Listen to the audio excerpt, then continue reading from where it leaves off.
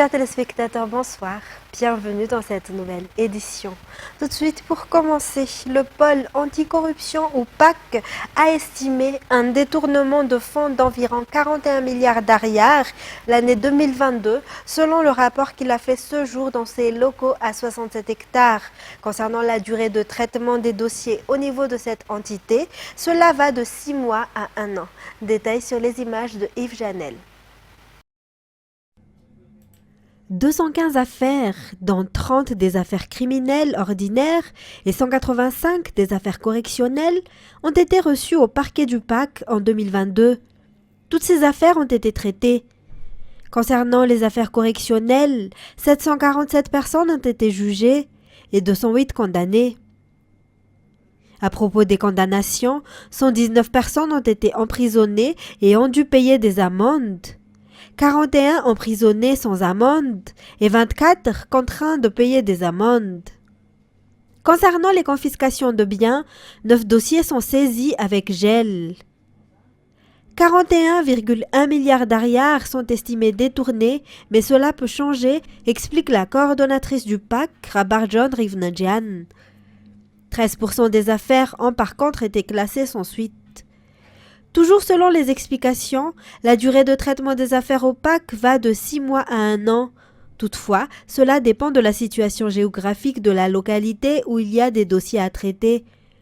À noter que le PAC d'Antananarivo s'occupe également des affaires de Tuamasin et le PAC de Mazang de celles d'Antsranan. 130 juges travaillent actuellement au sein du PAC.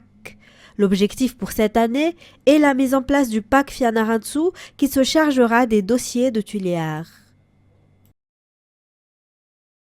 On poursuit avec les actualités sociales. Faneva Ima et la ministre de la Culture et de la Communication ont effectué ce jour une sensibilisation contre la prise et l'injection de roro ou héroïne. Sensibilisation qui a eu lieu dans les établissements Saint-François-Xavier d'Antanmen et Saint-Michel d'Amparbé. Le but est d'éviter l'addiction. Miarvulatferan Braz Denilson.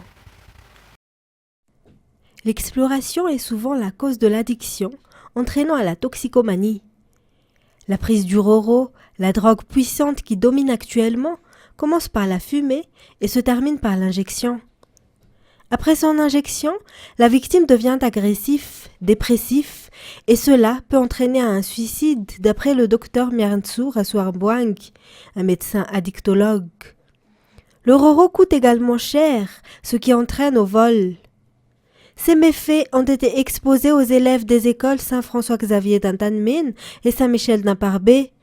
La ministre de la Communication et de la Culture, Rakut Jazafla Latine, a également incité ces jeunes à faire des activités productives et intellectuelles au lieu de se perdre dans la consommation de drogue. Et puis la remise officielle des dons émanant de la première dame de la République populaire de Chine s'est tenue ce jour à Issouchi. Les enfants en seront les principales bénéficiaires. Cette remise coïncide avec la célébration du mois de l'enfance qui débutera demain. Miarvulatferan Braz Denilson. 300 enfants de la Kanfia Lufan et de la Kanfia Nakavinamiarn, ex-Seba et Madcap, bénéficieront de dons émanant de la première dame de la République populaire de Chine dans le cadre de l'événement Réchauffer le cœur des enfants. Madagascar est l'un des pays africains choisis spécialement pour ces dons. Le ministère de la Population, les responsables auprès de l'ambassade chinoise et la représentante de la première dame de Madagascar ont partagé ces dons en cette veille de la célébration du mois de l'enfance, souligne le ministre de la Population, Swafili Raprincia. De cette action de santé pour les orphelins africains, l'amélioration du bien-être de ces familles et enfants sans abri et démunis. Le choix s'est porté sur ces 2 centres d'hébergement provisoires à Kanfia-Lufana et à Kanifenakavinamiarn, car il abrite des ménages aux conditions de vie précaires qui nécessitent des appuis et accompagnements afin qu'ils puissent affronter les aléas de la vie et les surmonter. Toujours dans le cadre du renforcement de la coopération entre Madagascar et la Chine, des consultations gratuites avec la collaboration des bénévoles de la 23e mission médicale chinoise à Madagascar et des dons de médicaments ont été effectués aux locataires de ces 2 centres. Toujours dans ce contexte, le mois de protection sociale se termine ce jour. Plus de 1 300 000 personnes ont bénéficié du projet Aratnain du gouvernement. Selon les constatations, cela a amélioré la condition de vie de population, surtout dans la région d'Antimondjefan. Ça, Sylvain. Rassou, cette dame qui vend des cacahuètes habitant à Akilimanilke, Tuléar 2, bénéficie du projet Aratnain Vatsnakunen émanant de l'État à travers le ministère de la Population. Grâce à ces projets, elle a pu améliorer les conditions de vie de son foyer à travers l'élevage. Elle a également reçu une formation en business plan grâce à l'entraide avec la plateforme Seachamasu. Bien que Rassou soit une mère célibataire, elle a pu se relever. Son prochain objectif est d'améliorer sa maison. Lucia est comme Rassou. Elle n'a jamais travaillé, mais à travers Seachamasu, elle est devenue formatrice. Les bénéficiaires du projet Vatsnakunen ont chacune reçu entre 50 000 à 70 000 arrières tous les 2 mois. 150 000 en sont bénéficiaires à Tuliar, dont 60% ont exercé comme activité l'agriculture et l'élevage. La protection sociale est un projet développé par le gouvernement et mis en œuvre avec des partenaires. Il s'inscrit dans la politique générale du gouvernement. Le projet est censé se terminer cette année. Néanmoins, il continuera et va même être amélioré et portera sur la capacité à faire face aux difficultés et au redressement conformément aux instructions du président de la République, Ange Razouiln. Et toujours dans les actualités sociales, la plupart des citoyens ont attendu le dernier jour pour s'inscrire dans la liste électorale auprès des Fouktan. En général, selon ce reportage de Fanjesen Mirai et Yves Janel, ces derniers sont des travailleurs et sont la plupart du temps absents de chez eux. Les détails. Pour le Fouktan d'Abatubé, nombreux sont les citoyens qui sont venus s'inscrire dans le cadre de la refonte de la liste électorale. Selon les explications, ces personnes sont souvent absentes de chez elles. Elles ont donc demandé rendez-vous auprès de la CLRE afin de s'inscrire ce jour. Pour le cas du Fouktanatan Mourampassan Mal, 5000 électeurs sont inscrits. Les retardataires sont venus ce jour. Les bureaux des Fouktan étaient ouverts depuis 7 h du matin ce jour et enfermés à 16 h 30. Infrastructure à présent, la réhabilitation de la route nationale 2 partant du PK 48 plus 720 Manzakanjin jusqu'au PK 78 plus 101 Zir, ainsi que la réhabilitation du pont sur le PK 117 débute actuellement. De plus, la réhabilitation de la deuxième partie de la RN2 va bientôt commencer. Un reportage de Félan Rakoutarsoul. Les travaux de réhabilitation de la RN2 pour le tronçon partant du PK 48 plus 720 Manzakanjin au PK 78 plus 101 Zir, ainsi que la réhabilitation du pont sur le PK 117 ont été lancés la fin de la semaine dernière. Ce tronçon de la RN2, qui est en cours de réparation, est l'une des pires parties de la route dont la population se plaint depuis déjà des mois. Tous les équipements nécessaires à la réalisation des travaux sont déjà sur place et la société CHEC a déjà commencé à installer la base vie. Il n'y aura pas de fermeture de route pendant les travaux de reconstruction de la route nationale 2. En effet, les forces de l'ordre collaborent avec les entreprises et le ministère des Travaux publics pour organiser la circulation. Pour cette première phase, c'est l'entreprise chinoise CHEC qui sera chargée du chantier et les travaux sont financés par la Banque mondiale à travers le fonds de contingence pour les réponses d'urgence dans le projet CERC. Un projet en coopération avec la Banque mondiale, le projet PDDR, sera également lancé prochainement. Un projet qui vise à réhabiliter une autre partie de la RN2 selon les informations. Selon toujours les informations, une partie de ces travaux de réhabilitation sera assurée par le financement dans le cadre du projet de développement durable du secteur routier à Madagascar, financé par l'Association internationale de développement de la Banque mondiale. Côté sport, le coach Roro est officiellement le nouveau coach des Barea de Madagascar. L'annonce a été faite par la fédération hier. Ainsi, la FMF a remis entre les mains de ce coach la suite de ce qui a été accompli par Nicolas Dupuis. Ses expériences, sa vision, apportera un nouveau souffle à l'équipe nationale. À titre de rappel, les Barea affronteront les Black Stars du Ghana dans le cadre de la qualification au CAN 2023 qui se tiendra en Côte d'Ivoire. 2 défaites pour l'équipe nationale malgache de basketball 3x3. En effet, les Ankwai de Madagascar ont été battus par la Serbie dans le cadre de la Coupe du Monde qui se déroule actuellement à Vienne, en Autriche. Le score a été de 9-21 durant leur premier match de groupe. Et lors du deuxième match, Madagascar s'est incliné par 20-16 face à l'Allemagne. Il convient de rappeler que Madagascar évolue dans la poule A avec l'Allemagne, la Serbie, le Brésil et la France. Et pour les résultats des autres matchs dans ce groupe, le Brésil a battu la France sur le score de 19-16. Sa deuxième victoire lors de cette première journée, après sa victoire face à l'Allemagne par 17-14. Les Ankwai de Madagascar joueront leur prochain match le 1er juin face au Brésil. Par la suite, ils affronteront l'équipe française. C'est ce qui conduit aux actualités internationales. Le lancement du satellite espion de la Corée du Nord a échoué. Le satellite de reconnaissance militaire s'est écrasé juste après son lancement vers le sud. La Corée du Nord et le Japon ont émis une courte durée d'alerte avant d'estimer tout danger écarté. France 24.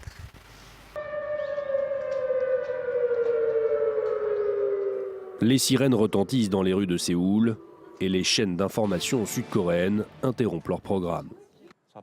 Cette information qui vient de nous parvenir à présent, l'état-major vient de déclarer que la Corée du Nord avait lancé un véhicule spatial en direction du sud. L'alerte sera de courte durée. Le missile s'écrase peu après son lancement en mer Jaune. La Corée du Sud publie alors ses clichés de débris retrouvés en mer. Les autorités nord-coréennes ont justifié dans un communiqué peu après cet échec, évoquant une instabilité du moteur et de l'alimentation en carburant de leur nouvelle fusée, baptisée Cholima 1. Mardi, le régime de Pyongyang avait prévenu de ce tir, un lancement de satellites espions pour faire face, selon lui, aux actions militaires des États-Unis. Le Japon, de son côté, y voyait un tir de missiles balistiques déguisés. Les forces de défense étaient donc en alerte et des systèmes antimissiles déployés. Avec ces lancements de missiles à répétition, la Corée du Nord continue de menacer la sécurité de notre pays, de la région et de la communauté internationale. Ces lancements de missiles balistiques violent les résolutions du Conseil de sécurité de l'ONU. Les autorités nord-coréennes ne comptent pas en rester là. Elles affirment vouloir procéder à un nouveau lancement au plus tard le 11 juin. Les États-Unis et l'Arabie Saoudite ont annoncé un renouvellement du cessez-le-feu censé être en vigueur au Soudan pour une durée de 5 jours. L'objectif officiel, faciliter l'arrivée de l'aide humanitaire dans les zones les plus touchées par le conflit.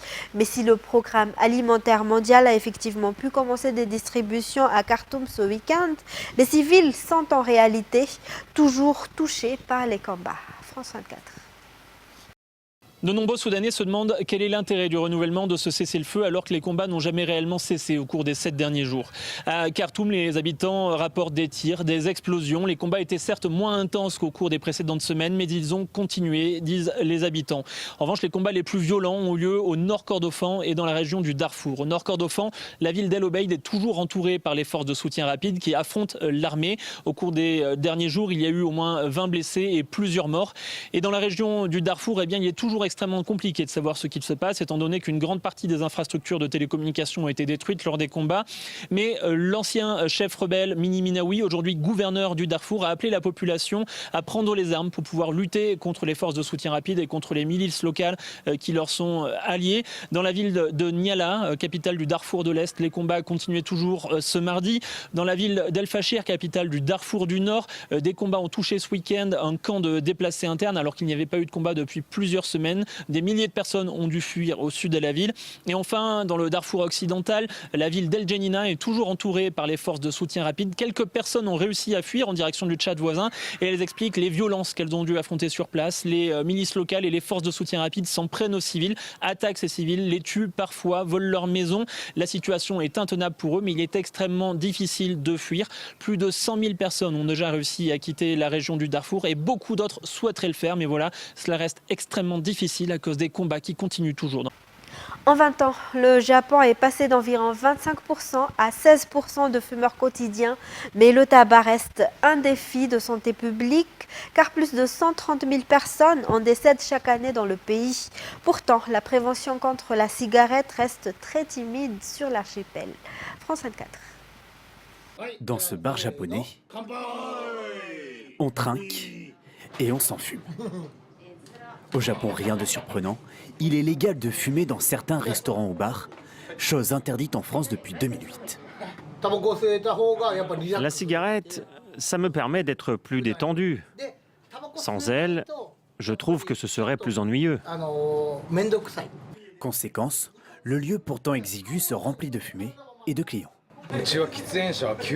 90% de nos clients sont des fumeurs. Beaucoup d'entre eux préfèrent s'amuser avec tout le monde, tout en buvant, plutôt que de devoir sortir pour fumer. Pourtant, depuis 2020, le gouvernement tente de réduire la cigarette dans les bars et restaurants, des lieux souvent exigus au Japon. Le but, protéger les non-fumeurs dans ces espaces restreints. Car dans la rue, le tabac est déjà interdit. Pour fumer, il faut s'entasser dans des zones dédiées. Une stratégie à l'inverse de celle adoptée dans la plupart des pays occidentaux. Sans ce coin fumeur, il y aurait un problème avec les mégots. La fumée qui sort d'ici dérange tout le monde sur son passage. Je ne pense pas que ce soit une bonne idée. En 20 ans, le Japon est passé d'environ 25% à 16% de fumeurs quotidiens. Mais le tabac reste un défi de santé publique, car ici, plus de 130 000 personnes en décèdent chaque année. Pourtant, la prévention contre la cigarette reste très timide sur l'archipel. Ce paquet coûte 2,80 €. Il n'y a aucune image choc. Donc forcément, il n'interpelle personne. Entre santé publique et intérêt économique, l'équation est difficile. Surtout lorsqu'un tiers de la Japan Tobacco Company, 3e cigarettier mondial, reste détenu par l'État japonais. Mesdames et messieurs, ainsi s'achève cette édition. Merci à vous de l'avoir suivi. Tout de suite après la série Dynastie. Quant à moi, je vous retrouve demain pour de nouvelles actualités. Au revoir et passez une excellente soirée en notre compagnie.